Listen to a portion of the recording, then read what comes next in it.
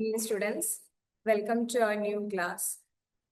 Here I am going to discuss some basic concepts about management accounting. As you all know, management accounting is composed of two terms, management and accounting. And it is a branch of accounting which is concerned with providing information to management for decision making. Management അക്കൗണ്ടിങ്ങിന്റെ ഒരു പ്രധാനപ്പെട്ട objective എന്ന് പറയുന്നത് മാനേജ്മെന്റിന് decision മേക്കിങ്ങിന് സഹായിക്കുക എന്നുള്ളതാണ്.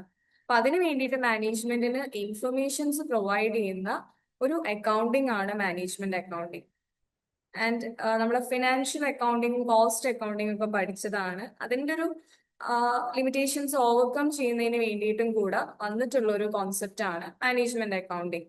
ഇതിന്റെ ഏറ്റവും സിംപ്ലസ്റ്റ് ആയിട്ടുള്ള ഒരു ഡെഫിനിഷൻ നൽകിയിട്ടുണ്ട്. റോബർട്ട് ആന്റണി നൽകിയിട്ടുള്ള ഒരു ഡെഫിനിഷൻ ആണ്. According to him, management accounting is concerned with accounting information which is useful to the management. മാനേജ്മെന്റിന് പ്ലാനിങ്, ഡിസിഷൻ മേക്കിംഗ് തുടങ്ങിയിട്ടുള്ള ഫങ്ഷൻസ് ചെയ്യുന്നതിന് വേണ്ടി ഹെൽപ്പ് ചെയ്യുന്ന ഒരു അക്കൗണ്ടിങ് ആണ് മാനേജ്മെന്റ് അക്കൗണ്ടിങ്. ഇനി ഇതിന്റെ ഫീച്ചേഴ്സ് നമുക്ക് നോക്കാം. First one is it provides accounting information. മാനേജ്മെന്റിന് അക്കൗണ്ടിങ് ഇൻഫർമേഷൻ നൽകുക എന്നുള്ളതാണ് ഇതിന്റെ പ്രധാനപ്പെട്ട ഒരു പേർപ്പസ് എന്ന് പറയുന്നത്. Second one, it facilitates decision making. മാനേജ്മെന്റിന് ഡിസിഷൻ മേക്കിങ്ങിനെ ഹെൽപ്പ് ചെയ്യുന്ന ഒരു ബ്രാഞ്ച് ഓഫ് അക്കൗണ്ടിങ് ആണ് management accounting. It studies cause and effect relationship. Management അക്കൗണ്ടിങ്ങിൽ നമ്മൾ ഫിനാൻഷ്യൽ സ്റ്റേറ്റ്മെന്റ്സും ഒക്കെ നമ്മൾ അനലൈസ് ചെയ്തുകൊണ്ട് അതിലുള്ള ഫാക്ട്സ്, ഫിഗേഴ്സിന്റെ ഒക്കെ കോസ് ആൻഡ് ഇഫക്റ്റ് റിലേഷൻഷിപ്പ് നമ്മൾ അവിടെ സ്റ്റഡി ചെയ്യും.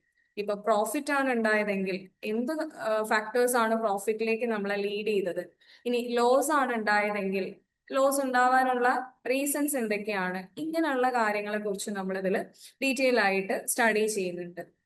Next feature is it uses special techniques and concepts. Management അക്കൗണ്ടിങ്ങിൽ നമ്മൾ പുതിയ കുറച്ച് ടെക്നിക്കുകളും ടൂൾസ് ഒക്കെ യൂസ് ചെയ്യുന്നുണ്ട്. ലൈക്ക് നമ്മൾ budgetary control, standard costing, variance analysis, ഇങ്ങനെയൊക്കെയുള്ള കോസ്റ്റ് കൺട്രോളിങ് ടെക്നിക്സും അങ്ങനെയുള്ള കോൺസെപ്റ്റുകളൊക്കെ നമ്മൾ ഈ ഒരു അക്കൗണ്ടിങ്ങിൽ യൂസ് ചെയ്യുന്നുണ്ട്. ഫിഫ്ത്ത് പോയിന്റ് പറയുന്നത് it involves quantitative and qualitative information. Management അക്കൗണ്ടിങ്ങിൽ നമ്മൾ ക്വാണ്ടിറ്റേറ്റീവ് ഇൻഫർമേഷനും അതുപോലെ ക്വാളിറ്റേറ്റീവ് ഇൻഫർമേഷനും യൂസ് ചെയ്യുന്നുണ്ട്. മറ്റുള്ള അക്കൗണ്ടിങ്ങുകളിൽ നമ്മൾ ക്വാണ്ടിറ്റേറ്റീവ് ഇൻഫർമേഷൻസ് മാത്രമേ യൂസ് ചെയ്യാറുള്ളൂ. പക്ഷെ ഇതിൽ നമ്മൾ ക്വാളിറ്റേറ്റീവ് ആയിട്ടുള്ള ഇൻഫർമേഷൻസും കൂടെ ഉൾപ്പെടുത്തുന്നുണ്ട്. Sixth point, multidisciplinary. Multidisciplinary means it is a combination of several disciplines such as financial accounting, cost accounting, economics, etc. നമ്മൾ പല സബ്ജക്റ്റുകൾ കൂടി ചേർന്നിട്ടുള്ള ഒരു വിഷയമാണ് ഇത് മാനേജ്മെന്റ് അക്കൗണ്ടിങ് എന്നുള്ളത്.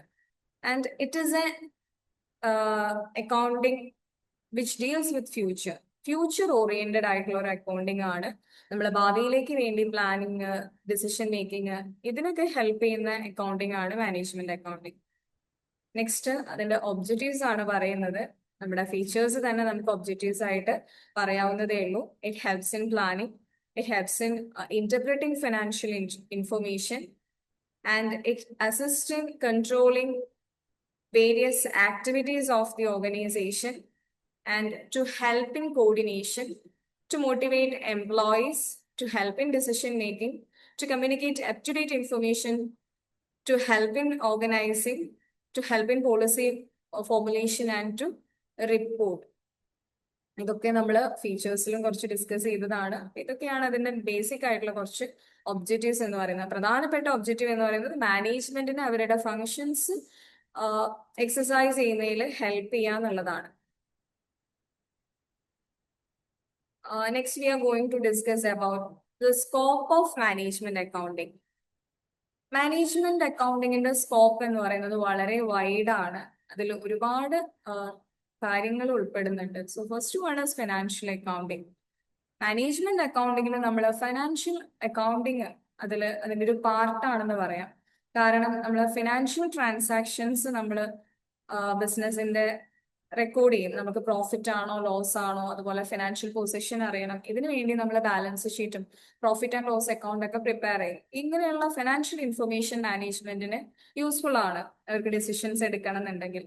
അതുകൊണ്ട് തന്നെ മാനേജ്മെന്റ് അക്കൗണ്ടിങ്ങിന്റെ ഒരു പാർട്ടാണ് ഫൈനാൻഷ്യൽ അക്കൗണ്ടിങ് എന്ന് പറയുന്നത്. Then next one is cost accounting. Management അക്കൗണ്ടന്റിന് കോസ്റ്റ് റിലേറ്റഡ് ആയിട്ടുള്ള ഡേറ്റ ആവശ്യമുണ്ട്. So cost accounting provides cost related data to the management. Cost accounting is related with ascertainment and control of cost. നമ്മൾ പല ഡിപ്പാർട്ട്മെന്റുകളായിട്ട് നമ്മൾ ഒരു ഓർഗനൈസേഷനിൽ ഫംഗ്ഷൻ ചെയ്യുമ്പോൾ നമുക്ക് അറിയേണ്ടതുണ്ട് കോസ്റ്റ് ഓഫ് പ്രൊഡക്ഷൻ എത്രയാണ് ഓരോ ഡിപ്പാർട്ട്മെന്റിന്റെയും. നമുക്ക് എന്നാലാണ് ഈ കോസ്റ്റ് ഓഫ് പ്രൊഡക്ഷൻ അറിഞ്ഞാലാണ് നമുക്കിത് എന്ത് ചെയ്യാൻ പറ്റുക, കൺട്രോൾ ചെയ്യാൻ പറ്റുക. അപ്പൊ അതിന് വേണ്ടിയിട്ട് നമുക്ക് കോസ്റ്റ് റിലേറ്റഡ് ആയിട്ടുള്ള ഡേറ്റ ആവശ്യമുണ്ട്. പിന്നെ അതിന് നമ്മൾ കോസ്റ്റ് കൺട്രോൾ ടെക്നിക്സ് ആയിട്ടുള്ള standard costing, budgetary control, inventory control, ഇങ്ങനെയുള്ള കാര്യങ്ങളൊക്കെ യൂസ് ചെയ്യുന്നുണ്ട്. സോ ഇതെല്ലാം ഏതിന്റെ ഭാഗം കൂടെയാണ്, മാനേജ്മെന്റ് അക്കൗണ്ടിങ്ങിന്റെ ഭാഗമാണ്. So the scope of management accounting includes cost accounting.